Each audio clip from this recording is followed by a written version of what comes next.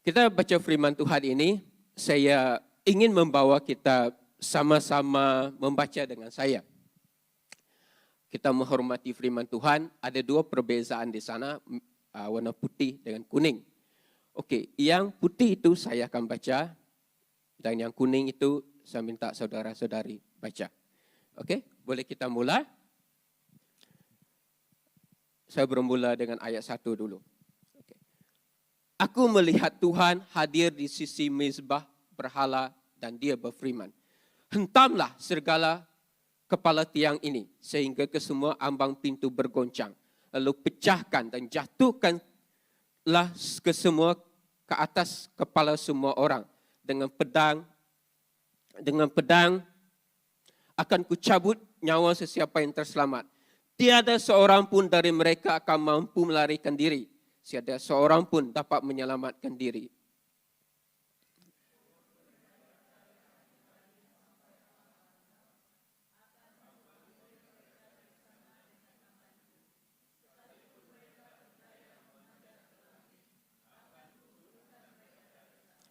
Sekalipun mereka menyembunyikan diri di puncak Gunung Karmel, akan kuburu mereka dan kuambil mereka dari sana. Sekalipun mereka bersembunyi daripadaku, dari pandanganku di dasar laut, akan kuperintahkan sang ular laut untuk memungut mereka di sana.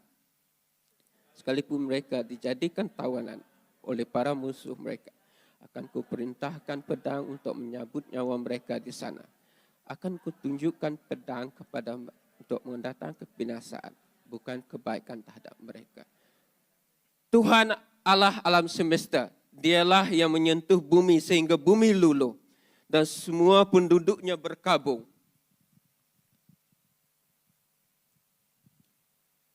Semuanya akan meluap seperti sungai Nil dan surut seperti sungai Nil di Mesir. Membangunkan anjungnya di baik.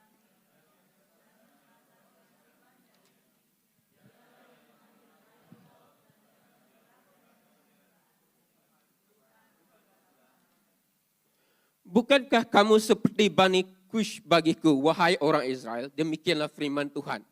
Bukankah aku telah menuntut orang Israel keluar dari tanah Mesir, orang Filistin dari Kaful dan orang Aram dari Kir? Sesungguhnya pandangan Tuhan Allah tuju kepada.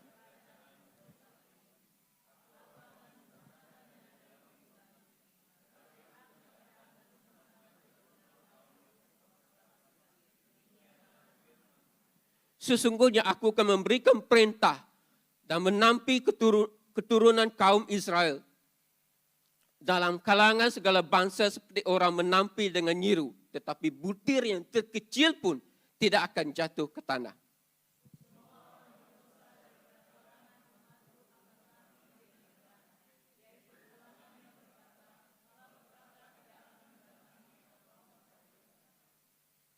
Pada waktu itu aku akan membina semula kemah Daud yang telah roboh. Aku akan tutup lubang-lubang di dindingnya dan kudirikan semula keruntuhannya.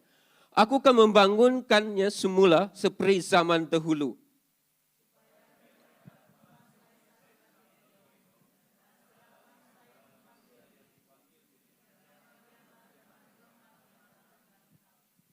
Sesungguhnya waktunya akan datang.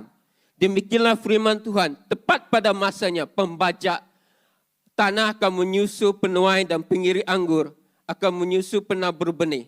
Gunung-gunung akan menitiskan air anggur yang baru dan akan kebanjiranlah segala bukit.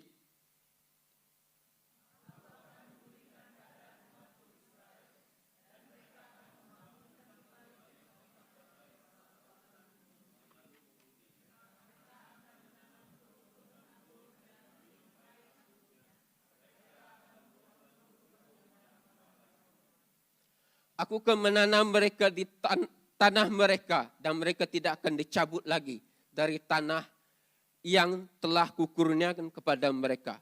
Firman Tuhan Allahmu. Amin. Dalam 15 ayat ini, Amos tidak banyak cakap. Seperti dalam penglihatannya sebelum ini. Amos diam. Tuhan betul-betul marah di sini. Dan itu yang saya berikan khotbah ini, orang berdosa di tangan Tuhan yang marah.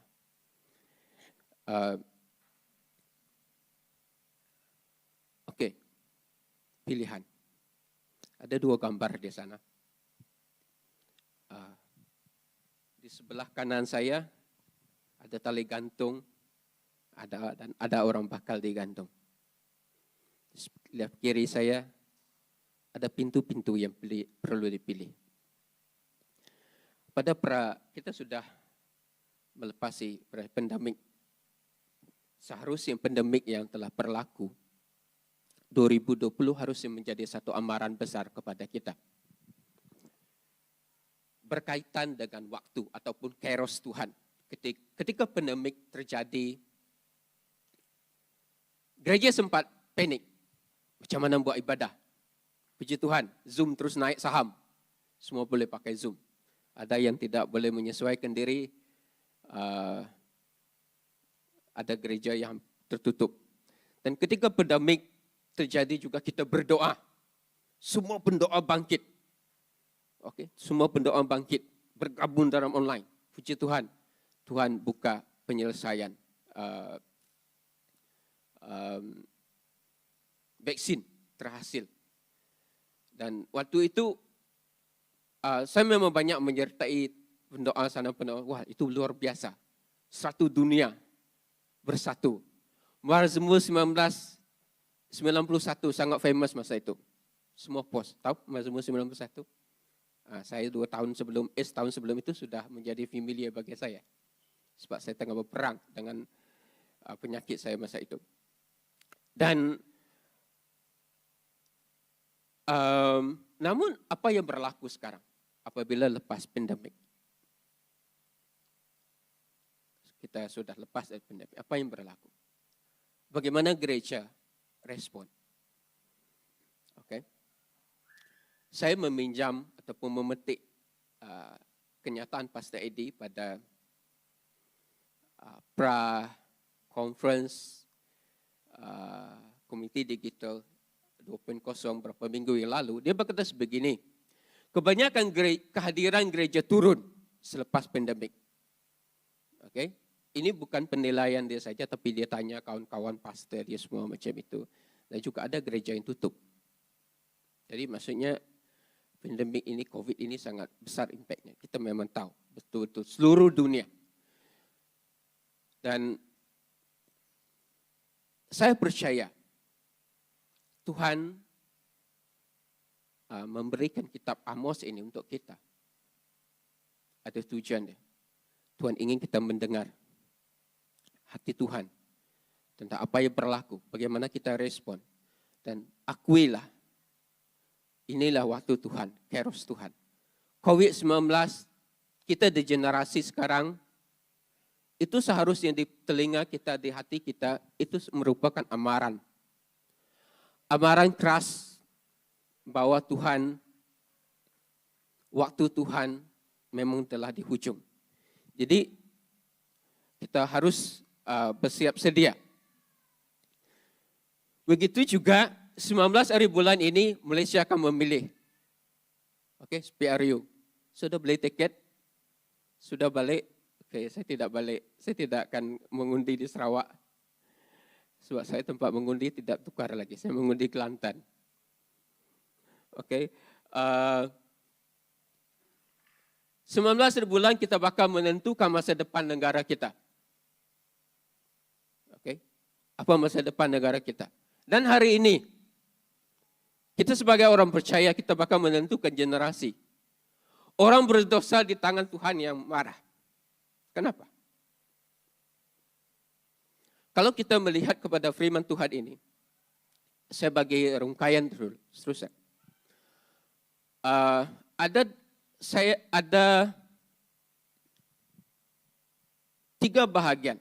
Pertama, Tuhan marah.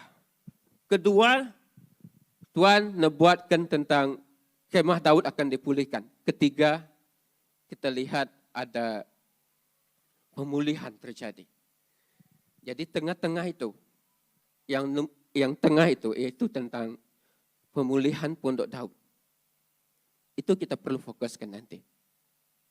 Oke, saya bagi latar belakang sedikit. Sebelum ini, kalau yang mengikuti siri khotbah yang dari 4 siri, berapa orang pastor dan pengkhotbah telah memberikan latar belakang. Tapi saya ingin menekankan apa yang membuat Tuhan sangat marah kepada Israel.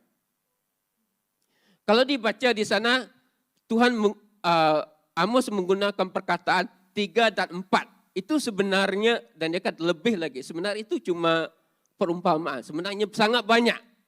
Sangat banyak. Dan cuma saya ambil 3 ini saja. Sebab ini sangat, boleh kita nampak, khususnya di negara kita sendiri. Oke? Jadi, yang pertama adalah, saya ambil dalam 1 Raja-Raja, 12 ayat 28-9. Oleh sebab itu berundinglah raja. Lalu dibuatnya 2 ekor anak lembu daripada emas, katanya kepada orang ramai. Terlalu menyusahkan kamu untuk pergi ke Yerusalem. Inilah Tuhan Tuhanmu, wahai Israel, yang telah menuntut kamu keluar dari tanah Mesir. Saya apabila saya baca firman Tuhan ini, saya betul-betul rasa ini Raja Yerobeam betul-betul mencabar hati Tuhan. Saya betul-betul sedih. Boleh dia kata, buat anak patung buat dari emas, ini Tuhan kamu yang bawa kamu keluar dari Mesir. Kemudian ditempatkannya di Betel, sedangkan yang lain di Dan. Kalau tak silap saya, jarak Betel dengan Jerusalem, sebab Jerusalem di situ adalah rumah Tuhan seharusnya. Tak silap saya ada lebih kurang 12 km saja. Tidak jauh. Okey, agar tidak keliru, Yerobeam bin Nebat ini yang mula-mula memecahkan Israel kepada dua, itu selatan dengan utara. Dan Yerobeam Yoas ini yang menerima nubuatan Amos ini. Berapa 200 tahun selepas itu. Tetapi Yerobeam Yoas ini, dia meneruskan, dia melakukan, kalau kita baca dalam Raja-Raja dekat Raja-Raja 2, dia melakukan apa Yerobeam Nebat ini lakukan. Dia tetap menyembah Tuhan yang sama. Dia menyembah Baal yang sama. Bukan Baal. Patung yang sama yang dibuat oleh Yerobeam. Dia meneruskan. Ya, dia tak insaf. Okey, itu yang pertama. Kedua, penindasan orang miskin. Ini dalam Amos 8 ayat 5 hingga 6. Dan yang berkata, bila ketamat bulan baru ini, supaya kita dapat menjual gandum. Bulan baru maksudnya orang Yahudi ada bulan-bulan tertentu. Dan bila keberakhir hari Sabat ini, supaya kita dapat menjual gandum dengan mengecilkan ifa. Maksudnya apa? Pernah tengok mesin timbang yang sudah lama tu dia adjust, dia tipu. Dia tidak mula dari kosong. Okay? Pernah macam tu, dia buat macam tu. Untuk dia menipu, ni orang kaya, orang bisnes. Dia tipu orang miskin. Okay? Membesarkan sikla dan berbuat curang dengan neraca tipuan. Supaya kita dapat membeli fakir miskin dan perak dan orang melarat dengan sepasang kasut serta menjual sekam bersama gandumnya. Siapa mau beli beras, siapa mau beli padi, ada sekam sekali? Sama. Ini cara mereka menipu. Jadi ini penindasan. Dan di sini apa yang kita boleh belajar di sini adalah bila keberakhir hari Sabat ini.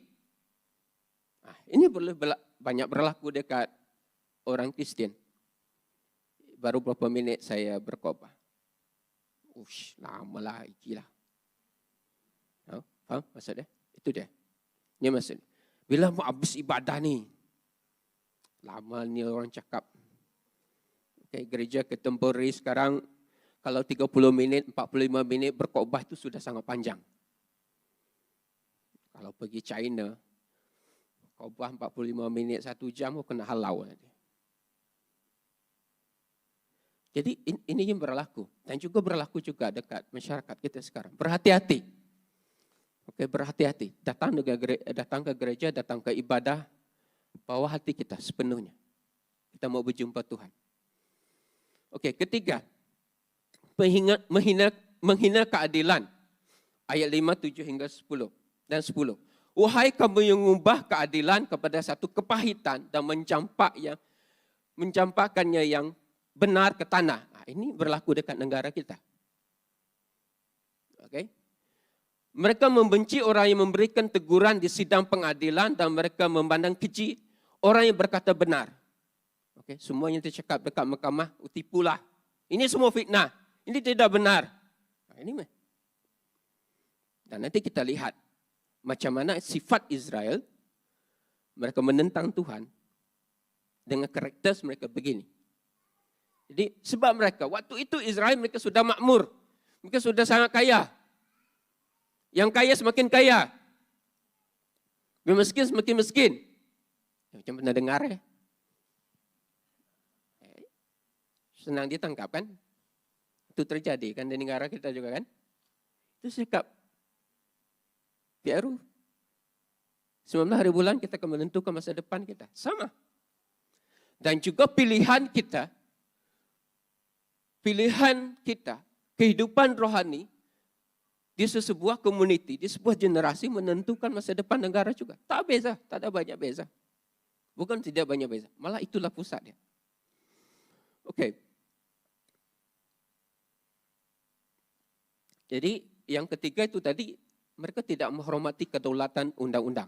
Ya, negara kita undang-undang sekarang cara laru kan, yang apa guna istilah kayangan lah, apa semua macam itu. Semua tahulah. Sekarang bukan zaman surat kabar punya.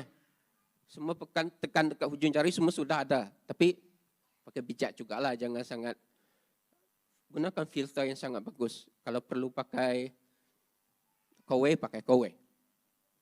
Yang lebih mahal lagi pakai lebih mahal. Oke, kita perlu ada kematangan di hal itu.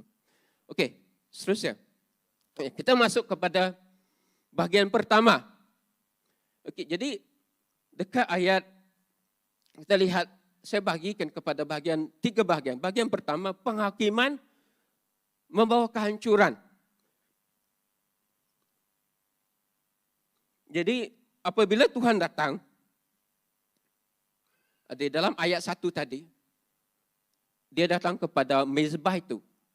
Mezbah itu bukan mezbah Tuhan tahu, itu mezbah berhala. Tuhan datang, dia perintahkan kepada malaikat, hancurkan tiang-tiang. Maksudnya dia kata ambang itu maksudnya kalau sudah kena terus runtuh. Runtuh habis segalanya. Dan Tuhan berdiri di sana. Amos melihat Tuhan berdiri di sana. Dan dia yang mengawasi, Tuhannya sendiri yang mengawasi penghakiman di situ. Dan Tuhan berkata, apabila runtuhan itu kena kepada orang, umat-umat Israel, ada yang lari. Boleh lari. Kita boleh kita lari. Oh, ini terjadi pada escape. Tapi di mata Tuhan kita tidak boleh lari. Jadi dalam ayat 1 hingga 4 kita melihat Tuhan itu seperti dekat mezbah itu berdiri seperti komando. Dia memerhatikan kemana ini orang lari. Kamu mau lari ke kubur, Tuhan cari di sana. Kamu mau lari ke surga, Tuhan ambil. Kamu mau lari ke laut, Tuhan ada di sana. Dia suruh apa? Sang ular itu patuk. Oke. Mau lari mana lagi? Nah, saya suka skrip ini. Mana mau pergi lah. Tak boleh lari. Dia seperti zaman sekarang. Segalanya canggih. Saya cakap, ada tengok mata orangnya spy ini kan. Spy. Sekarang itu sudah kuno. Ini kita bukan zaman James Bond ke apa sekarang ataupun Canon, bukan. Mikro CCTV sekarang sudah sangat kecil sudah. Tahu? Sudah sangat kecil.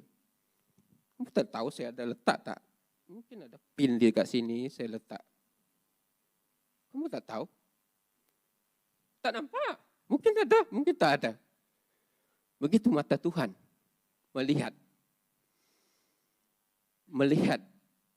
orang Israel yang mungkin melarikan diri apabila penghakiman itu berlaku. Tidak akan boleh lari.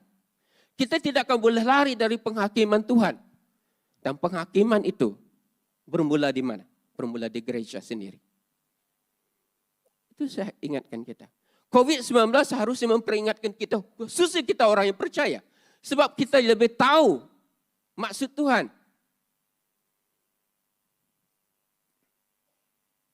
Jadi, satu lagi sebagai contoh. Satu CCTV. Sekarang kalau kamu buka Google Street View, semua kamu boleh tengok. Kalau mau yang detail lagi bayar sedikit. Bagi Google kaya lagi. Kamu boleh tengok boleh mana. Semua pernah cakap, kalau mau bom sebuah negara pun sudah setengah. Tekan saja. Semua sudah canggih. Betapa Tuhan menunjukkan dia sangat berkuasa dengan ciptaan dan kreativiti dunia. Tuhan memberi otoriti manusia. Jadi kita lihat ini, tidak ada yang boleh lari dari penghakiman Tuhan. Oke, seterusnya.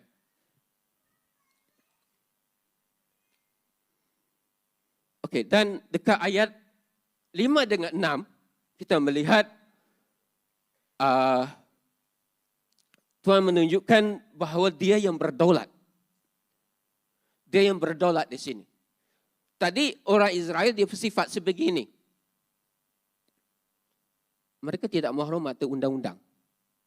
Jadi mereka fikir, Tuhan tidak akan boleh menghukum saya. Mereka mana ada hormat undang-undang, dia benci. Orang yang cakap dekat mahkamah cakap betul, dia tipu. Tak betul, saya benar, saya betul. Dan apabila dia berjumpa Tuhan, Tuhan cakap dalam, kita tengok dekat 5 ayat 6 ini, Tuhan yang berdaulat. Tidak akan ada yang tidak akan dihukum oleh Tuhan. Dan ayat 7 hingga 8 kita melihat Tuhan berkata sebegini, bukankah kamu seperti orang Kush bagiku?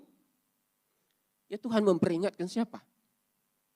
Sebab orang Israel pikir di sini, mereka umat pilihan. Jadi mereka pikir ada keistimewaan. Oh Tuhan tidak akan menghakimi kita. Tuhan tidak marah kita. Ya kita orang Kristen pun macam itu juga. Kita hidup dalam zaman kasih karunia. Memang Tuhan akan mengampuni kita. Tapi kalau kita tidak bertobat, pengampunan tetap terjadi. Apa yang Tuhan tuntut adalah dari orang Israel, kalau kita baca dari bab 2 sampai ayat 8, pertobatan. Tetapi Israel tidak bertobat. Apabila saya baca, saya sedih. Sampai Tuhan macam ini, 3 bulan Tuhan tak beri hujan tempat mereka. Tempat lain hujan. 3 bulan. Mereka tidak bertobat. Degil. Itu betul-betul degil. Mereka tak bertobat. Tuhan memperingati antar Nabi Amos. Halau, Amos, imam tu cakap, balik kamu pergi Yehuda. Tak guna kamu di sini. Jadi mereka pikir mereka special. Jadi berhati-hati kalau kita pikir, oh Tuhan tak nampak.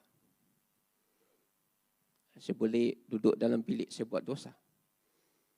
Oh, Tuhan lihat. CCTV Tuhan lebih tajam. Okey. Jadi, dan yang ketiga, akhirnya dekat bab 9 hingga 8, Tuhan akan melakukan penghakiman. Israel akan dibuang. Dan kita tahu 70 tahun seterusnya Israel berada dalam pembuangan Babylon. Saya harap Tuhan tidak akan buang kita. Selagi kita ingin datang kepada Tuhan dan bertaubat. Okey. Slide seterusnya. Dan bahagian yang kedua, B. Penggenapan kemah Daud. Saya rasa kita sangat biasa dengar ini. Kemah Daud, Tuhan akan pulihkan. Dan sangat familiar firman Tuhan ini, terutamanya tentang kebangunan rohani. Ya betul. Dan ini sangat mencabar kita nanti. Okey. Ada 3, saya jangan cepat. Okey. Tentang penggenapan kemah Daud. Ini pertama, gereja sebagai penggenapan kemah Daud. Okey, jadi kita orang percaya di sini. Kita adalah kemah-kemah Daud. Kita orang, sebab dia begini tau. Kemah Daud di sana ataupun kemah Musa, kemah Salomo, ada tabut perjanjian. Apabila Kristus datang sebagai Tuhan Juru Selamat dan kita menerima Yesus sebagai Juru Selamat, kita tidak perlu lagi kemah itu. Saya berupaya untuk memahami maksud ini. Saya paham, tapi saya mau mencari satu ayat yang betul-betul untuk saya paham. Tapi apa yang saya paham, kita tidak perlu lagi pergi Israel sana, kita tidak perlu lagi Jerusalem untuk mempersembahkan korban kita. Roh Tuhan ada dalam diri kita. Firman Tuhan kata, roh yang membangkitkan Kristus dari kematian ada dalam diri kita. Oke, kedua, kerajaan Allah penggenapan kemah Daud. Maksudnya ini adalah kekekalan. Inilah puncak nubuatan kepada dalam kemah Daud ini. Inilah puncak dia, kekekalan itu. Apabila Kristus datang kedua kali, ini puncak dia. Oke. Dan ketiga adalah pemulihan pujian penyembahan. Yang ketiga, pemulihan pujian penyembahan. Dan maksudnya apabila kemah Daud ini digenapi, dan sekarang itu memang telah terjadi. Seperti kita dengar dalam Yohanes 4 ayat 23. Kita tahu ini sangat familiar. Dan maksudnya kita tidak menyembah kepada di mana-mana. Pergi ke mana-mana. Sebab kita adalah bait suci Tuhan itu. Jadi kita menyembah dalam roh kebenaran. Oke. Seterusnya. Slide seterusnya. Jadi pada hari itu dan hari ini, maksudnya apa yang telah berlaku pada masa Amos dulu dan masa perjanjian lama dan sekarang, apa yang kita akan lihat ketika pujian penyembahan dipulihkan, ini betul-betul kita nak lihat, yaitu apabila kita milih sebagai yang membangunkan kemah Daud ini, apa yang akan berlaku? Ini kita betul-betul nak lihat. Ini yang akan menentukan siapa yang orang berdosa di tangan Tuhan yang marah. Ini yang menentukan. Orang yang berdosa di tangan Tuhan yang marah itu boleh siapa-siapa. Orang yang tidak mengenal Tuhan, orang yang tidak percaya. Malah kita sendiri. Apa yang Tuhan tuntut adalah pertobatan. Seperti juga Tuhan meminta orang Israel, Tuhan bertobatlah. Jadi apa yang akan berlaku apabila kita membangunkan kemah Daud? Kebangunan rohani terjadi. Dan saya percaya kita selalu berdoa, Tuhan lawatlah negara kami, lawatlah tempat ini. Oke, kita lihat apa yang akan berlaku. Dan apa yang Tuhan inginkan apabila untuk kita membangunkan kemah Daud. Oke, penuaian besar-besaran terjadi. Kita semua tahu, kita semua ingin untuk semua orang datang kepada gereja Tuhan. Dan kita lihat dalam Amos ini, supaya mereka dapat menguasai Sakibaki Edom apabila penggenapan ini terjadi. Dan itu berlaku dalam Kisah Para Rasul, apabila persidangan di Jerusalem, Yakobus itu adik Yesus sendiri mengulangi nubuatan ini. Dan orang bukan Yahudi, kita ini sudah digenapi nubuatan ini. Dan kedua, penuaian besar terjadi yang pertama. Kedua, pertumbuhan rohani yang cepat itu berlaku apabila firman Tuhan mengatakan bahwa si penuai dengan pembajak mereka kecepat. Itu bukan bermakna apabila Tuhan melakukan pembangunan rohani kita tidak bekerja. Kita tunggu saja Tuhan melakukan pekerjaan. Tidak, kita bekerja seperti normal. Kita melayani seperti normal. Tetapi apabila pembangunan rohani terjadi, kebangunan rohani terjadi, kita membangun hubungan intim kita dengan Tuhan. Apa yang kita lakukan? Berlipat ganda. Di luar pemikiran kita, wow. Tidak terduga-duga orang kedatang. Tidak terduga-duga berkat yang Tuhan. Ini maksudnya. Itu bukan bermakna kita tidur. Dan kita menuntut Tuhan bekerja. Tidak, bukan sebegitu. Tapi berlipat ganda. Dari orang yang melakukan pekerja pertanian, orang yang menabur, orang yang menuai semacam dia ada waktu dia. Tapi mereka akan bertemu. Kamu mesti di sini. Di musim sini. Tapi mereka sama-sama. Apabila Tuhan melakukan pertumbuhan cepat. Oke, ketiga. Pencurahan Roh Kudus yang luar biasa. Dalam Amos 19 ayat 3 ini. Gunung-gunung akan menitiskan air anggur yang baru. Dan kebanjiran di gunung. Oke, air anggur melambangkan Roh Kudus. Oke, saya balik sedikit dengan yang satu tadi. Anggur ini dia tidak sangat tumbuh dekat bukit, dekat gunung. Itu bukan habit dia sebenarnya. Dekat tanah biasa. Tapi yang luar biasa, apabila Tuhan bekerja, di tempat susah pertumbuhan berlaku. Di tempat susah penuaian akan berlaku. Di tempat Injil tidak diterima, penuaian akan berlaku. Nah, ini yang berlaku. Jadi, sama juga, apabila dekat ayat 13b itu tadi, apa yang akan berlaku adalah air akan mengalir, anggur yang baru dari gunung-gunung. Maksudnya pencurahan kuasa Roh Kudus. Saya percaya kita merindu itu. Saya percaya pendoa sangat merindu itu. Setiap waktu apabila kita bertemu, Tuhan lawatlah. Ya Tuhan ingin melawati kita. Tapi Tuhan katakan, tunggu. Bukan Tuhan mau. Tapi dalam misalnya Tuhan tunjuk, stop.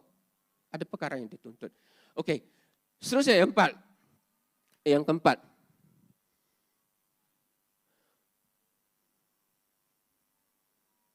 Oke, tanda-tanda mukjizat dan gereja berkembang dengan luar biasa akan berkat. Ini apabila Tuhan menanam kita, Tuhan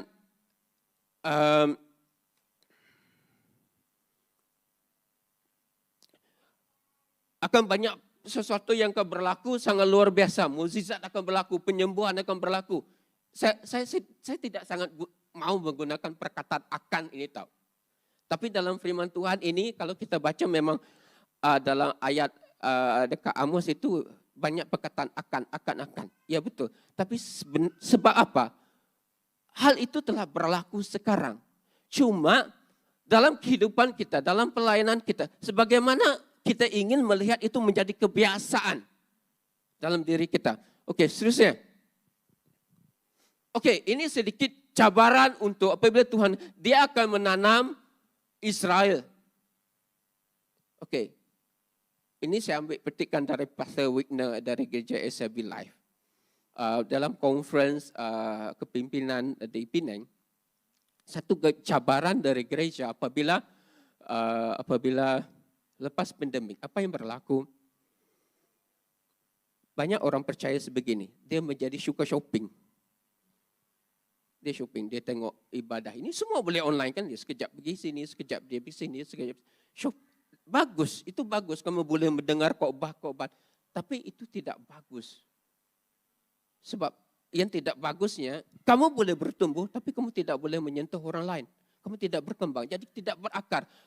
Macam mana Tuhan mau menanam? Kalau kita cabut diri sendiri, sekejap pergi sana, sekejap pergi sini. Gereja tempatan ada tujuan. Tuhan, kenapa gereja DMC bahasa ada di sini? Ada tujuan. Kenapa Tuhan bawa kita ke sini? Ada tujuan. Jangan jadi Kristian yang suka shopping. Oke, seterusnya. Oke, slide seterusnya. Oke, penyembahan Daud. Oke, seterusnya. Ini kita betul-betul nak tengok yang dalam part kedua tadi. Part kedua, yang kemah Daud. Mari kita tengok. Seterusnya, slide. Oke, saya ingin kita belajar di sini. Saya ada sedikit lagi waktu, tapi saya cukup bercepat. Kita coba belajar di sini. Saya coba ringkaskan ini. Apabila Daud menjadi raja, Daud ingin membawa tabut perjanjian itu kembali kepada Yerusalem. Sebab Saul tidak melakukan itu. 20 tahun tabut perjanjian tidak berada di Yerusalem. Dan pertama dia menggunakan cara ini. Dia bawa, ini berada, boleh tengok seterusnya. Pertama, apa yang berlaku, Daud membuat jadi kesilapan. Uzza mati, dibunuh oleh Tuhan. Apa yang Daud belajar adalah, lepas itu tabut perjanjian itu diletakkan di rumah Obed-Edom 3 bulan. 3 bulan cukup untuk Daud belajar dan bertobat. Macam mana? Daud takut. Dia takut apabila Mezbah itu membunuh, tabut perjanjian itu membunuh. Dia takut. Dia seperti ini tahu. Sebagai seorang technician elektrik, dia mesti tahu kalau kita buat renovation semua kan, dia akan tutup main switch kan. Sebab apa? Kita takut kena short ataupun renjatan. Ada kuasa di sana. Tapi adakah electrician tu ataupun technician tu dia tidak akan terus menyentuh pekerjaan, dia tidak. Dia akan belajar macam mana dia menghormati kuasa itu. Dia tidak, dia akan belajar. Jadi itu yang Daud lakukan. Dia belajar macam mana membawa tabut perjanjian. Okey, seterusnya dia gunakan, apa yang dia tidak lakukan adalah dia tidak menggunakan suku Lewi. Dan satu yang pertama mereka bawa menggunakan lembu. Seharusnya dipegang di sini, ada gelang di situ. Dan suku Lewi yang seharusnya, itu yang dia salah. Jadi Daud belajar. Kadang-kadang apa yang kita boleh belajar di sini, kadang-kadang kita tidak. Maksudnya Daud belajar untuk menghormati kemuliaan Tuhan, kuasa Tuhan, hadirat Tuhan. Kita dalam kasih kurnia Tuhan, kita sangat terbiasa. Kita sangat tidak terbiasa untuk menghormati hadirat Tuhan. Tuhan ingin datang kepada kita dalam kemuliaan Dia. Tapi Tuhan cakap, tunggu. Perlu ada kematian dalam diri kita. Sebab kalau Tuhan datang, ada sesuatu yang perlu mati. Itu diri sendiri. Daging kita. Tuhan tidak akan datang kalau tidak ada. Sebab apa yang dia persembahkan dalam mezbah di sana, di tabut perjanjian di sana adalah domba yang mati. Kenapa perlu ada kematian? Sebab kalau kita cium bau bulu yang terbakar, ada bau, ada bagus tak bau? Tidak bau. Tapi kenapa Tuhan sangat excited dengan bau itu? Sebab ada menunjukkan ada kematian di sana. Apabila ada kematian dan pertobatan, oke, ayat seterusnya kita lihat apa yang Tuhan katakan di sini. Saya rasa kita sangat familiar dengan firman Tuhan ini. Daud menulis ini selepas dia bertobat. Dia menulis. Maksudnya pengalaman dia sendiri. Apabila dia mempersembahkan korban, Tuhan tidak berminat. Tuhan tidak berkenan. Tapi apabila dia bertobat, hati dia hancur. Tuhan minta ampun. Tuhan dia berkenan. Jadi apa yang kita boleh pelajari. Kenapa harus tema Daud itu dipulihkan dalam diri kita. Apa yang Tuhan sudah sama. Apa yang Tuhan ingin kita di sana adalah pertobatan. Hati yang remuk, hati yang hancur. Jangan panggil Tuhan datang. Jangan panggil kebangunan rohani kalau kita tidak berani bertobat. Kalau kita tidak berani membayar harganya. Kita minta Tuhan, datanglah Tuhan. Tapi bila Tuhan minta, maaf cakap. Jemaat gereja DMC. Saya sudah 3 tahun di sini.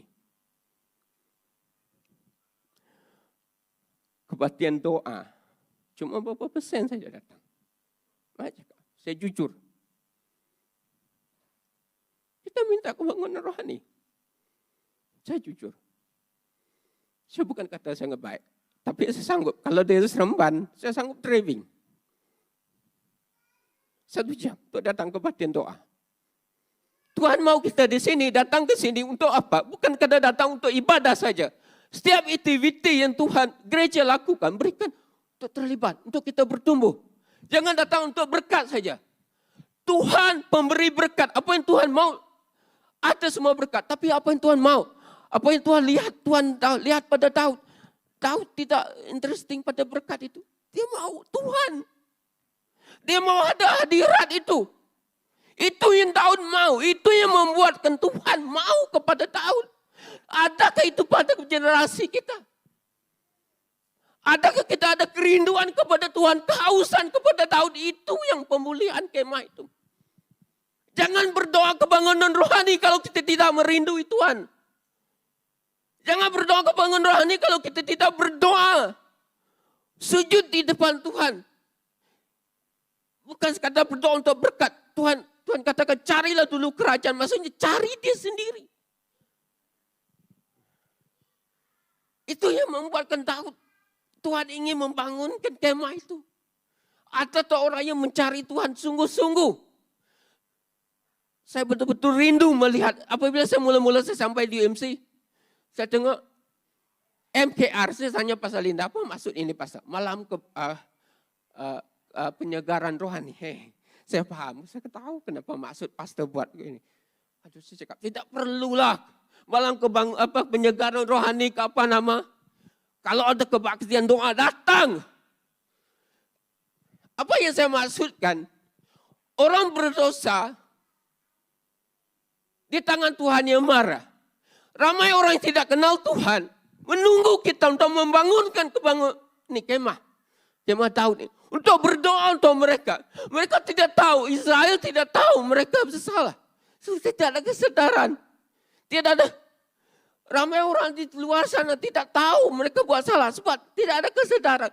Perlu kebangunan rohani, perlu kemah itu dibangunkan. Tapi sejauh mana kita rindu kepada Tuhan? Kalau kita menggemis apa yang Tuhan bagi berkat, itu yang kita menggemis Tuhan. Tuhan ingin dia, Tuhan ingin dia. Tuhan ingin dia. Itu yang Tuhan tuntut. Jadi itu yang Daud katakan. Dia tidak berkenan kepada korban, tapi pertobatan hati yang remuk, hati yang haus, hati yang lapar. Ingin Tuhan, saya mau. Oke, ayat seterusnya, last. Oke, saya guna ini. Ini kebangunan rohani di Susa. Dalamnya tingkat pertobatan ada kemenentukan dalam kebangunan rohani. Betul. Makin kita bertobat, kita merasa kebeban orang di luar sana. Tuhan, ampuni bangsa kami. Saya bersyukur, saya berada di DMC, ketika saya kenal orang-orang Lumbawang, orang-orang Ulu, orang generasi-generasi yang telah mengalami penerobosan, kebangunan rohani. Saya sangat bersyukur. Saya sangat terdorong, macam kakak Pastor Linda, apabila datang, saya tidak pernah dia miss datang waktu kebaktian doa. Seorang ibu yang sudah berumur, saya tahu dia merindukan Tuhan itu. Anak muda, Tuhan merindukan untuk kita datang berdoa untuk bangsa ini. Saya bersyukur kita belajar dari Gunung Murut, Bekalalan, semua macam itu kita rindukan. Generasi ini kita selalu berdoa, kita melihat bekas-bekas kebangunan rohani. Tuhan kata, dalam masa sama dia mau datang, dia kata, kamu perlu mati. Mati untuk keinginan diri sendiri. Maksudnya Tuhan tidak kurang berkat. Dia petik satu bintang, tidak ada orang beli-belinya. Tapi Tuhan, apa yang Tuhan mau adalah dia. Sejauh mana kita pernah betul-betul mencari Tuhan, saya mau kau datang di sini. Dalam bilik kita secara pribadi. Ataupun setiap pagi kita, Tuhan berkati aku, tidak salah. Tapi bila pernah kita berdoa, Tuhan datang di tempat saya ini. Saya mau ingin menjadi korban persembahan itu. Apa yang Tuhan beritahu saya? Begini, apabila pagi ini saya renungkan, Tuhan tanya ini. Ada hadirat Tuhan tak dekat mezbah itu? Ada hadirat Tuhan tak dekat generasi kita? Ada hadirat Tuhan tak dalam ibadah kita? Ya memang hadirat Tuhan yang mahal, dia itu ada. Tapi hadirat yang di ruang Maha Kudus itu, apabila dia hadir, apabila orang Israel melihat di zaman Musa, di zaman Daud, itu yang Tuhan inginkan. Dan apa yang berlaku, apabila Daud sudah terbiasa dengan hadirat Tuhan, mungkin dia salah. Tapi lepas itu dia bawa perang. Tabut itu dibawa perang. Tuhan ingin kita bawa perang, tabut kita. Ini Roh Kudus ini sudah dalam diri kita, dalam kehidupan kita cari. Di mana kita pergi, kita membawa hadirat Tuhan kemana-mana. Saya percaya kalau kita hidup mencari kebenaran Tuhan, mencari Tuhan, kita akan pergi mana-mana. Saya percaya di tempat kerja, di rumah kita. Api itu akan menyala, api itu akan menyala. Saya percaya kamu tidak akan suruh, kamu paksa kamu datang ke kebaktian doa. Sebab hati kamu mau, berapa jauh pun pergi. Sebab kita tahu Tuhan datang untuk kita mati di salib. Tujuan dia apa? Tuhan tidak beritahu untuk kamu diberkati. Tidak. Itu bukan keutamaan. Berkat utama adalah mencari wajah Tuhan. Amin. Oke, saya sudah berada pengakhiran. Saya mau kita bangun. Kita respon kepada Tuhan. Kita ada hamba-hamba Tuhan. Pastor-pastor di sini melayani kita.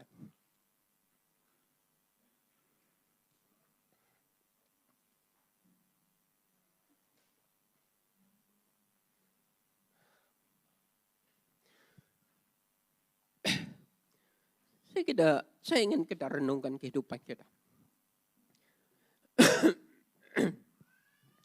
Kita telah belajar tentang Elia dengan Raja Ahab. Elia cakap, hari ini pilih Baal ataupun Allah. Mula-mula orang Israel senyap. Cakap, oke, kita akan tunggu. Api turun ke tidak? Oke, semua orang Israel setuju. Nah, akhirnya api itu turun apabila Elia melayani. Saya membaca dalam bab Raja kedua. Sepanjang pelayanan Elia, 3 kali api itu turun. Yang kedua kali dekat raja-raja kedua. Oleh kerana Elia berkata, kalau benar saya hamba Allah, api akan turun. Tuhan mencari orang seperti Elia, orang biasa. Jadi saya menjabar kita sudah lepas dari pandemik ini. Seharusnya kita melihat pandemik COVID-19 adalah warning. Tidak ada masa kita berlengah-lengah lagi. Hey, telepon itu menghancurkan kita tahu. Stop. Boleh tak satu hari kita jangan pegang telepon, berdoa, cari wajah Tuhan. Tuhan ingin. Kalau kamu tanya, kamu yang merindu Tuhan, Tuhan lebih rindu. Jadi kita mari respon. Saya tak tahu macam mana posisi kita, hubungan kita dengan Tuhan. Tapi percaya, tangkaplah ini. Kenapa Tuhan ingin memulihkan? Sebab dia rindu. Dia rindu dengan anak dia.